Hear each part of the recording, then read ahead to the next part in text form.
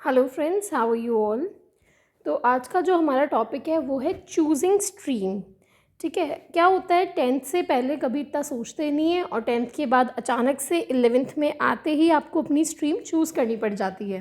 तो ये video parents के लिए भी है और स्टूडेंट्स के लिए भी, क्योंकि क्या होता है कई बार पेरेंटल प्रेशर में या फिर पीयर प्रेशर में दोस्त कॉमर्स में जा रहा है तो चलो हम भी कॉमर्स में चले गए, या फिर पेरेंट्स ने बोला है भाई साइंस लेनी है तो साइंस ही लेनी है, या फिर स्कूल वाले रिकमेंड कर देते हैं भाई तुम तो 90 अबव स्कोर कर रहे हो तो 90% से ऊपर वालों की जगह तो साइंस में ही है। तो ऐसी बातें बोल बोल के सुन सुन के कहीं ना कहीं हमारा दिमाग भ्रष्ट हो रहा है और हम क्या करते हैं, गलत सब्जेक्ट चूज़ कर लेते हैं, अपनी स्ट्रीम गलत चूज़ कर लेते हैं और फिर बाद में रोना ही पड़ता है।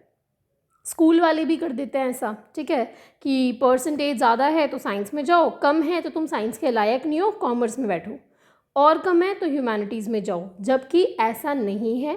ह्यूमैनिटीज़, कॉमर्स, साइंस सारे स्ट्रीम्स इक्वल हैं। ठीक है, इनमें किसी में कोई ऐसा सीन नहीं है कि भाई डफर हो, इंटेलिजेंट हो तो ये लेना है या वो लेना है। ठीक है, तो आज हम देखने वाले हैं कि आप कैसे अपनी स्ट्रीम चूज़ करें और कौन कौन से फैक्टर्स उसमें रोल प्ले करते हैं।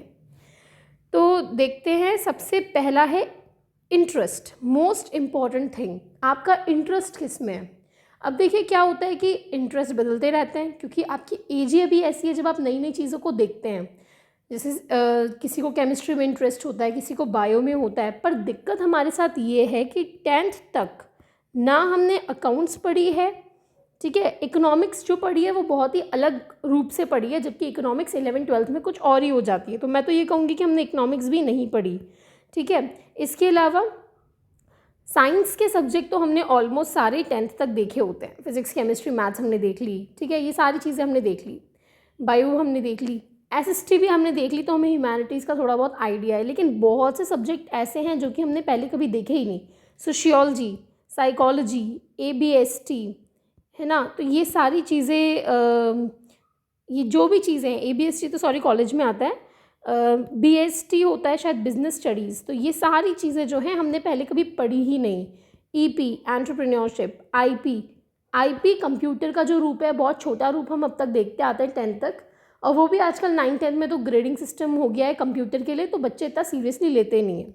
तो सबसे पहली चीज़, हम अपने इंटरेस्ट को खुद ही नहीं पहचान पाते कि हमारा इंटरेस्ट किस में है, क्योंकि जो चीज़ पढ़ी ही नहीं तो उसमें इंटरेस्ट डेवलप कैसे करें। तो ये थोड़ी सी कमी हमारे एजुकेशन सिस्टम की है।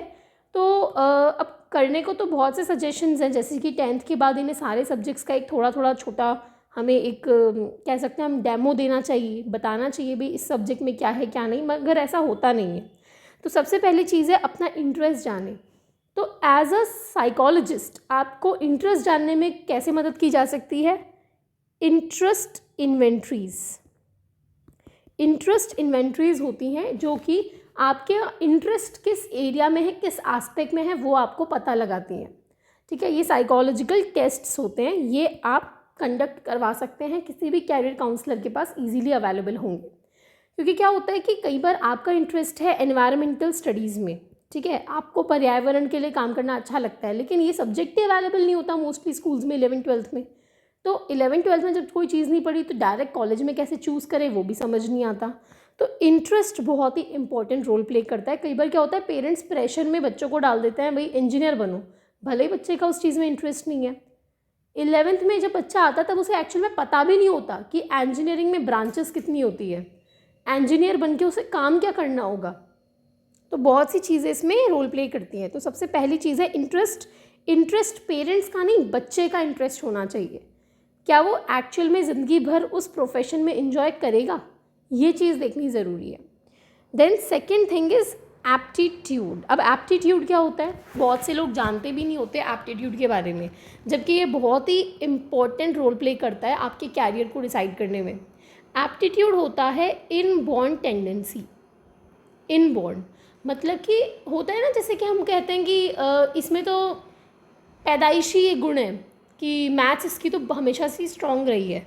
एक ही घर में दो बच्चे होते हैं, एक की मैथ्स बहुत अच्छी है, एक की वीक है, जबकि दोनों को बराबर सेम स्कूल में भेजा, सेम ट्यूशन लगवाया, सब करवाया, मगर एक में वो इनबॉर्न टैलेंट होता है।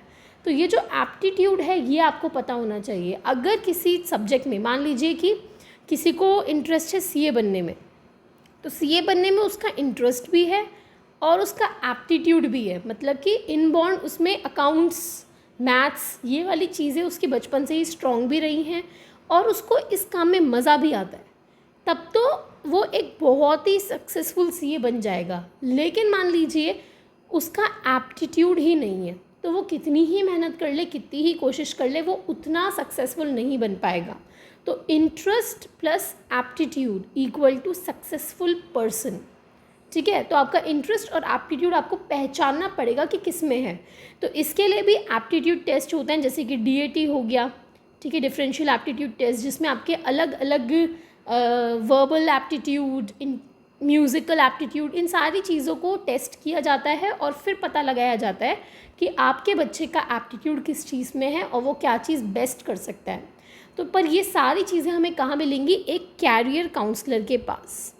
तो इसके लिए कैरियर काउंसलर के पास ज़रूर आप जाएं अगर आप कंफ्यूज्ड हैं, मडल्ड हैं कि बच्चे को क्या दिलाएं, या बच्चा खुद सोच रहा है कि मैं क्या लूँ, तो कैरियर काउंसलर के पास जाना एक बहुत ही बेहतर ऑप्शन है। और मैं सजेस्ट करूँगी इंटरनेट पे कभी भी आप ये टेस्ट्स कंडक्ट ना करें, क्योंकि इंटरनेट पे बहुत ही फेक टेस्ट्स होते हैं और आपको और गुमराह ही करेंगे।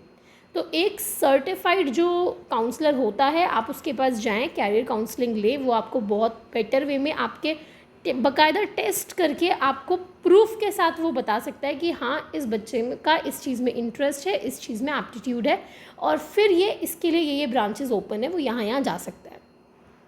इसके अलावा एटीट्यूड, आपका एटीट्यूड कैसा है? एटीट्यूड का मतलब है कि सपोज़ आप सीए का ही एग्जाम्पल ले लेते हैं, सीए बनना चाहता है, ठीक है, तो सीए की अगर वो बनना चाहता है तब तो पॉजिटिव एटीट्यूड है, लेकिन अगर वो नहीं बनना चाहता तो यानी कि उसका नेगेटिव एटीट्यूड है। तो बच्चे का एटीट्यूड भी मैटर करता है। मान लीजिए उसे इंटरेस्ट है, उसमें एप्टीट्यूड भी है, लेकिन उसका एटीट्यूड ऐसा है कि उसे सीए की लाइफ पसंद नहीं आती, उसे प्राइवेट सीए नहीं बनना, तो जब उसका एटीट्यूड नेगेटिव होगा तो इंटरेस्ट और एप्टीट्यूड का भी कितना ही हो, लेकिन जब तक उसका एटीट्यूड उस जॉब की तरफ नहीं बदलेगा तब तक वो बेटर वर्क नहीं कर पाएगा। अब जैसे कई लोग होते हैं, मोनोटोनस लगने लग जाती है लाइफ, ठीक है, अपनी जॉब को वो ज़्यादा पसंद नहीं करते, सैलरी भी अच्छी मिल रही है, काम भी पसंद का है, बचपन में बनना तो यही चाहते थे, टैलेंट भी है, लेकिन पढ़ाते पढ़ाते अब वो बोर हो गए, तो अब उनका एटीट्यूड अपनी जॉब की तरफ नेगेटिव हो चुका है। तो एटीट्यूड का भी यहाँ पे एक इम्पॉर्टेंट रोल है। Then personality, this is one of the most important factor. Personality का मतलब क्या हुआ? सपोज़ आपकी जॉब है कॉल सेंटर की, ठीक है, कॉल सेंटर की आपकी जॉब है, या फिर मान लीजिए आपकी सेल्स पर्सन की जॉब है, सेल्स का आप काम करते हैं, आपको प्रोडक्ट्स बेचने होते हैं, किसी एमएनसी में आप बैठते हैं, तो ऐसे में क्या रिक्वायर्ड होता है कि आप आउटस्पोकन हो, बोलें, एक्सट्रोवर्ट हो आप, ठीक है, एक्स्ट्रावर्जन यहाँ पे डिज़ायरेबल है कि आप लोगों से बातचीत करें, आप सोशल हो। लेकिन मान लीजिए आपके बच्चे की पर्सनालिटी ऐसी है कि वो बहुत ही हम कहेंगे इंट्रोवर्ट है, वो लोगों से बात करना नहीं चाहता, वो असोशियल है, तो ऐसे में क्या वो ये जॉब कर पाएगा? ऑब्वियसली नहीं कर पाएगा। तो आपकी पर्सनैलिटी बहुत ही इम्पॉर्टेंट रोल प्ले करती है, क्योंकि मान लीजिए आप पढ़ाई में अच्छे थे, आपने सारे एग्ज़ाम पास कर लिए, सारी चीज़ें कर ली, डिग्री हासिल कर ली, मगर कई लोग डिग्री होने के बावजूद या तो जॉबलेस हैं या फिर अपनी जॉब में सेटिस्फाइड नहीं हैं और जॉब बार बार स्विच करते रहते हैं, मिड लाइफ क्राइसिस फेस करते हैं। तो ये सारी चीज़ें क्यों होती है? ये सारी चीज़ों की शुरुआत होती है हमारी 11th क्लास के डिसीजन से कि हम कौन सी स्ट्रीम लें। तो इसीलिए होना क्या चाहिए, हर स्कूल को 10th के बाद बच्चों का एक स्पेशल सेशन करवाना चाहिए। एक ही क्यों, जब तक बच्चों के डाउट क्लियर ना हो तब तक उन्हें बाकायदा कैरियर काउंसलिंग देनी चाहिए। क्योंकि एक बार अगर आपने 11th में कोई सब्जेक्ट ले लिया, मोस्टली बच्चे पहले साइंस ले लेते हैं, 12th के बाद फिर स्विच कर जाते हैं कहीं और फिर कहीं और, फिर उसके बाद भटकते ही रहते हैं। तो ये सब चीज़ें क्या होती है, एक तो आपका मोटिवेशन भी डाउन करती है, आपका सेल्फ कॉन्फिडेंस डाउन होता है, और इसके अलावा क्या होता है कि हम ऐसी सोसाइटी में रहते हैं जहाँ पे हमारी लाइफ में हमसे ज़्यादा दूसरे लोगों का इन्वॉल्वमेंट बहुत होता है। तो आस पड़ोस के लोग, रिश्तेदार, इनकी फिर वही ब्ला ब्ला चालू हो जाती है कि भाई आपके बच्चे ने तो ये लिया था, फिर उसने ये ले लिया, करना क्या चाह रहे हो, वगैरह वगैरह, ये जो भी मतलब इतनी सारी टेंशन होती है, इसके साथ फिर बच्चा कैसे कुछ कर पाएगा आगे। मोस्टली अगर हम देखें इंजीनियरिंग के बाद लोग भगते हैं बैंक की तरफ या फिर एसएससी की तरफ, गवर्नमेंट जॉब्स की तरफ आप बाद में भाग रहे हैं, जबकि इंजीनियरिंग आपने पहले करी है जो कि खुद में ही बहुत बड़ा एक हम कहेंगे प्रोफेशन है। ठीक है, 4 साल आपने बीटेक करी है, बहुत इंपॉर्टेंट एक फेज़ था वो आपकी लाइफ का, लेकिन उसके बाद में आप कहीं और जा रहे हैं, जबकि वो करने के लिए आपको इंजीनियरिंग करने की कोई रिक्वायरमेंट नहीं थी। गवर्नमेंट जॉब करने के लिए ज़रूरी थोड़ी आप इंजीनियरिंग करते। तो बहुत सी चीज़ें हैं, कई बार क्या होता है हमें बचपन में मार्गदर्शन सही नहीं मिलता, इसलिए हम गलत डिसीजन ले लेते हैं।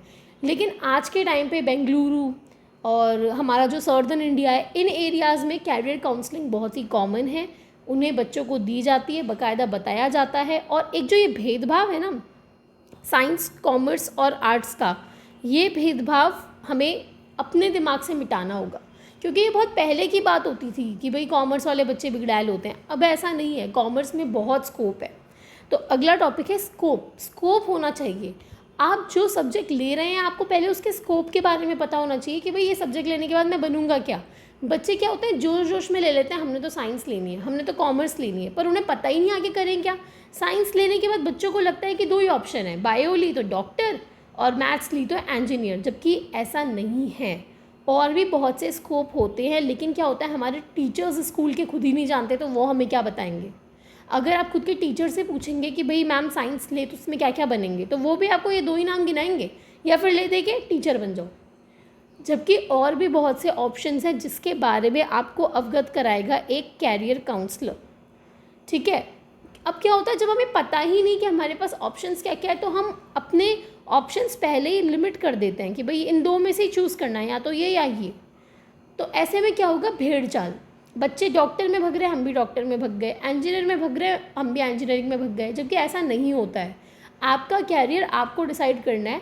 If you see the world, it has got a lot of opportunities, but what you need to do is you need to open your eyes to look at each and every option. आपको पता होना चाहिए। इसके अलावा background, see family background बहुत matter करता है। मान लीजिए कि एक स्टूडेंट है, ठीक है, उसके पेरेंट्स उसको बाहर कतई अलाउ नहीं करेंगे भेजना, ठीक है, उसे अपने घर में ही रहना पड़ेगा। मान लीजिए वो बिलोंग करता है एक पर्टिकुलर विलेज को, या मान लीजिए किसी एक पर्टिकुलर सिटी को वो बिलोंग करता है, उसे इंटरेस्ट है किसी ऐसे जॉब में जिसका उस पर्टिकुलर रीजन में कोई स्कोप नहीं है, जबकि वो आउट ऑफ इंडिया है। तो ऐसे में आपका बैकग्राउंड मैटर करता है। बच्चे क्या होते हैं, सोचते हैं हम तो दुनिया घूमेंगे, जबकि घर वाले घर बैठ के 10 to 5 की जॉब करो और पैसे कमा के लाओ, उनकी थिंकिंग ऐसी होती है। तो ऐसे में आपका बैकग्राउंड बहुत मैटर करता है। क्या आप अपनी फैमिली को साथ लेकर के ये सब कर पाते हैं? नहीं कर पाएंगे। तो जॉब जो आप ऑप्ट करते हैं आप पहले से ही सोच के करें। ठीक है, पहले तो आप उड़ान झल्ले में आके चीज़ें ले लेते हैं, लेकिन फिर बाद में रोना पड़ता है कि अब हम तो ये कर ही नहीं सकते, हमें तो बाहर भेज ही नहीं रहे, हमें तो घर में ही बैठना पड़ेगा। तो अगर आप पहली बात मनाइए, नहीं मानते, आपको पता है मुझे ले दे के रहना तो यही है, तो फिर क्यों ऐसी जॉब आप पकड़ रहे हैं भाई? फिर क्यों ऐसे सब्जेक्ट चूज़ करके आप खुद की लाइफ को भी इतना कॉम्प्लिकेटेड बना रहे हैं? ठीक है, इसके अलावा तीसरी चीज़ जो मैं कहना चाहूँगी जो कि बहुत ज़्यादा इम्पॉर्टेंट है, वो ये है कि आपको डिग्री के बाद अपना कैरियर नहीं चूज़ करना होता, आपको कैरियर के हिसाब से अपनी डिग्री चूज़ करनी होती है। मतलब कि कई बार क्या होता है, लोग पहले डिग्री चूज़ कर लेते हैं कि हाँ भाई मैं तो बीबीए करूँगा, मैं तो एमबीए करूँगा, मैं तो एमसीए करूँगा। तो तुम ये तो सोचो भाई तुम्हें उसमें करना क्या है, कैरियर क्या बनाओगे, काम क्या करोगे, जॉब क्या करोगे। मुझे इंजीनियरिंग करनी है, इंजीनियरिंग में पता भी नहीं कि मैकेनिकल इंजीनियरिंग अलग है, केमिकल इंजीनियरिंग अलग है, आर्किटेक्चर क्या है वो नहीं पता। पहले हमने डिग्री हासिल करनी है, हमें पहले कोचिंग लेनी है, आईआईटी क्रैक करना है, तो वो सब चीज़ें नहीं होती। पहले आपको पता होना चाहिए कि मुझे बनना क्या है, मुझे मेरी लाइफ में करना क्या है, मेरा एप्टीट्यूड किस चीज़ में है, मेरा इंटरेस्ट किस चीज़ में है, क्या मेरी पर्सनैलिटी उस चीज़ को सपोर्ट करती है, क्या मेरी फैमिली मेरे इस ड्रीम में मेरा साथ दे पाएगी। ठीक है, क्या मेरा खुद का इंटेलिजेंस लेवल इतना है। इंटेलिजेंस भी बहुत इंपॉर्टेंट है, वो मैं यहाँ पर लिखना भूल गई, पर intelligence is also really very important. और ये तो आप सभी जानते हैं, इसलिए भी शायद मैंने ये यहाँ नहीं डाली, क्योंकि इंटेलिजेंट बच्चा होना ज़रूरी है। एक पर्टिकुलर देखिए अब क्या होता है, इंटेलिजेंस को हम मानते हैं, इंटेलिजेंस का मतलब 99 लेके आ रहा है बच्चा 100 में से तो वो इंटेलिजेंट है, ऐसा नहीं होता। Intelligence depends on your aspect, आप किस आस्पेक्ट में इंटेलिजेंट है। अब ऐसा तो है नहीं कि कोई साइंस कॉमर्स और आर्ट्स तीनों में इंटेलिजेंट हो जाएगा, ठीक है। इंटेलिजेंट आप बनते हैं मल्टीप्लिसिटी से, मतलब कि देर आर मल्टीपल इंटेलिजेंसीज। हो सकता है कि आप वर्बल में इंटेलिजेंट हो, या हो सकता है आप मैकेनिकल में इंटेलिजेंस हो, स्पेशियल में इंटेलिजेंस हो, आप हैं किस चीज़ में इंटेलिजेंट, तो वो चीज़ भी यहाँ पे बहुत मैटर करती है। तो ऐसे में आपका काम क्या है, ऑप्शन क्या है आपके पास, आप जाइए एक कैरियर काउंसलर के पास, ठीक है। सबसे पहली जो कैरियर काउंसलिंग की रिक्वायरमेंट होती है वो होती है 10th के बाद, ठीक है। मतलब कई लोग 10th से पहले भी ले लेते हैं, मगर वो उतनी ज़्यादा इम्पॉर्टेंट नहीं है। 10th कंप्लीट होते ही आपको लेनी चाहिए कैरियर काउंसलिंग। 11th में आपने सब्जेक्ट लिया, उससे पहले कैरियर काउंसलिंग लेते हैं तो बहुत फ़ायदे में रहेंगे। कई बार 11th-12th के बाद हमें रियलाइज़ होता है हमने सब्जेक्ट गलत ले लिया, तो तब भी आप कैरियर काउंसलिंग ले सकते हैं और अपने ग्रेजुएशन के दिन में अपना सही सब्जेक्ट चूज़ कर सकते हैं। लेकिन मैं आपको बता दूं, केवल पढ़ते टाइम पे ही लोग कैरियर काउंसलिंग नहीं लेते। कई बार लोग जॉब करते हैं 5 साल, 10 साल, 15 साल, फिर उनको रियलाइज़ होता है यार हम तो गलत जॉब में, तो उस टाइम पे भी वो लोग कैरियर काउंसलिंग लेते हैं। और कैरियर काउंसलिंग लेने से उन्हें फिर पता पड़ता है कि अब ये तो है नहीं कि शुरू से हम दोबारा 11th में जाके दोबारा पढ़ाई शुरू करेंगे। तो उस टाइम पे आपके पास क्या क्या ऑप्शंस अवेलेबल हैं, कौन से छोटे मोटे डिप्लोमास या कोर्स करके आप अपनी लाइफ को बेटर बना सकते हैं, वो सब आपको एक कैरियर काउंसलर ही बता सकता है। तो सर्टिफाइड कैरियर काउंसलर के पास जाइए। ऑनलाइन काउंसलिंग अगर आप लेते हैं तो आप पहले ही उस काउंसलर के सारे क्रेडेंशियल्स चेक कीजिए कि एक्चुअल में वो सर्टिफाइड है या नहीं। क्योंकि क्या होता है कि आजकल हर कोई इस काउंसलर बन गया है, ठीक है। हर कोई अपनी प्रोफाइल खोल के बैठा है कि हाँ भाई I am a counsellor, I will help you. तो आपको उस काउंसलर पे ट्रस्ट होना चाहिए। आप उसको इस क्रेडेंशियल उसके चेक करके उसे इस लायक माने कि हाँ भाई मैं इसकी बात मानूंगा। हमेशा ये चीज़ ध्यान रखिएगा, अगर आप कैरियर काउंसलिंग ले रहे हैं तो आपको उस पर ट्रस्ट होना चाहिए कि वो आपकी सही काउंसलिंग करेगा, ठीक है। स्कूल कॉलेजेस वाले तो क्या होते हैं, जो आप सोचते हैं कि भाई टीचर से पूछ लेंगे, प्रिंसिपल से पूछ लेंगे, पर क्या है वो केवल खुद के सब्जेक्ट के एक्सपर्ट है, वो आपको ओवरऑल नॉलेज थोड़ी ना दे सकते हैं। अब जैसे हमारे स्कूल में क्या हुआ था, 10th के बाद 11th में जाने से पहले एक टीचर को बुला लिया। वो टीचर खुद सीए थे, ठीक है, और खुद का उनका एक पूरा कोचिंग इंस्टीट्यूट रन करते थे वो सीए का। अब उनसे अगर आप काउंसलिंग करवाओगे तो उन्होंने तो आते ही बोल दिया कि मैं तुम्हें केवल सीए के बारे में बता सकता हूँ, बाकी सब्जेक्ट्स की मुझे नॉलेज नहीं है। तो उन्होंने बताया भाई सीए बनने के बाद इतना कमा रहे हैं, इतनी मज़े हो रहे हैं हमारे, मैं तो अपनी लाइफ में ऐसे करता हूँ, मैं तो वैसे करता हूँ। वो खुद की बढ़ाइयाँ मार के चले गए। इससे क्या हुआ, बच्चों को साइंस की नॉलेज लगी नहीं लगी, आर्ट्स की नहीं लगी, कॉमर्स में भी केवल और केवल सीए के बारे में बता के गए हैं, जबकि कॉमर्स में भी तो कितनी सारी चीज़ें होती हैं करने को। प्राइवेट जॉब्स, गवर्नमेंट जॉब्स, इतनी सारी जॉब्स अवेलेबल हैं। अगर आप खुद का कोई पर्सनल वेंचर चलाना चाहते हैं तो उसकी नॉलेज कौन देगा, कोई नहीं देता। टीचर्स को भी इतना नहीं पता होता क्योंकि उनका काम है, वो एक बुक उनके हाथ में है, उन्हें वो पढ़ानी है और जाना है, ठीक है। तो इसीलिए कभी भी इन चीज़ों के मामले में टीचर्स पे और स्कूल टीचर, कॉलेज टीचर, इन पर ट्रस्ट ना करें क्योंकि वो नहीं जानते। उन्होंने इतने साल केवल बच्चों को पढ़ाया ही है, वो केवल अपनी बुक के बारे में जानते हैं। आप उसके बारे में क्वेश्चन कीजिए, कैरियर क्या लेना है इसके बारे में उन्हें कोई नॉलेज नहीं होती, और हो सकता है वो आपको सही एडवाइस ना दे पाएँ। देंगे ज़रूर, मना नहीं करेंगे, पर हो सकता है वो फ्यूटाइल हो। तो इसीलिए go to a career counsellor, certified career counsellor, उसके क्रेडेंशियल ज़रूर चेक कीजिए। अगर आप सेटिस्फाई होते हैं कि हाँ ये हमें सही एडवाइस दे सकता है तो ही उसकी एडवाइस लें। क्योंकि आजकल क्या फ्री में कैरियर काउंसलिंग देने वाले लोग बहुत बैठे हैं। वो अगर आपको फ्री में कैरियर काउंसलिंग दे रहे हैं तो वो काउंसलिंग नहीं, वो आपको केवल एडवाइस दे रहे हैं। There is a difference between advice and counselling. Guidance और काउंसलिंग में फ़र्क है। गाइडेंस कोई भी दे सकता है, राह चलता आदमी भी गाइडेंस दे देगा, मगर काउंसलिंग केवल वही दे सकता है जिसके पास काउंसलिंग देने का सर्टिफिकेट हो, जिसने इस चीज़ में प्रैक्टिस की हो, ठीक है। तो आपको कैरियर काउंसलर के पास जाना है, उससे काउंसलिंग करवानी है, और काउंसलिंग में अगर उसको रिक्वायरमेंट लगती है कि हाँ भाई interest test, aptitude test, intelligence test, personality test, ये सब अगर उसको लगता है ज़रूरी कि हाँ ये टेस्ट करवाने चाहिए, तो वो आपको रिकमेंड भी करेगा कि आप ये टेस्ट करवा लीजिए। हालांकि इनका चार्ज थोड़ा अलग होता है, एक्स्ट्रा होता है आप, लेकिन ये है एक बार अगर आप ये चीज़ पे करते हैं तो आगे कभी आपको स्विचेस नहीं करने पड़ेंगे। नहीं तो अगर उसको रिक्वायरमेंट नहीं लगेगी, उसे लगता है हाँ केवल बातचीत से ही हमारी काउंसलिंग सेशन कंप्लीट होती है, तो वो नहीं भी आपको रिकमेंड करेगा। ठीक है, तो इसीलिए ज़रूरी है कैरियर काउंसलिंग लेना। तो आई होप आपको कुछ बातें समझ में आई होंगी। अगर इसके बावजूद कुछ डाउट्स आपको रह जाते हैं तो आप मुझे कमेंट सेक्शन में क्वेश्चंस छोड़ सकते हैं और मैं पूरी कोशिश करूँगी उन्हें क्लैरिफाई करने के लिए। और ये ध्यान रखिएगा, आज मैंने आपको काउंसलिंग नहीं दी है, मैंने केवल आपको बताया है कि सब्जेक्ट चूज़ करने में कौन कौन सी बातों का ध्यान रखना है। ठीक है, और मैंने आपको एक सजेशन दिया है कि आप कैरियर काउंसलर के पास जाकर ही सब्जेक्ट चूज़ करें अगर आपको कन्फ्यूजन है तो। लेकिन अगर आप खुद से इन फैक्टर्स को क्लैरिफाई करके खुद के दिमाग से, खुद के मन से अगर आप चूज़ कर सकते हैं तो वेल एंड गुड।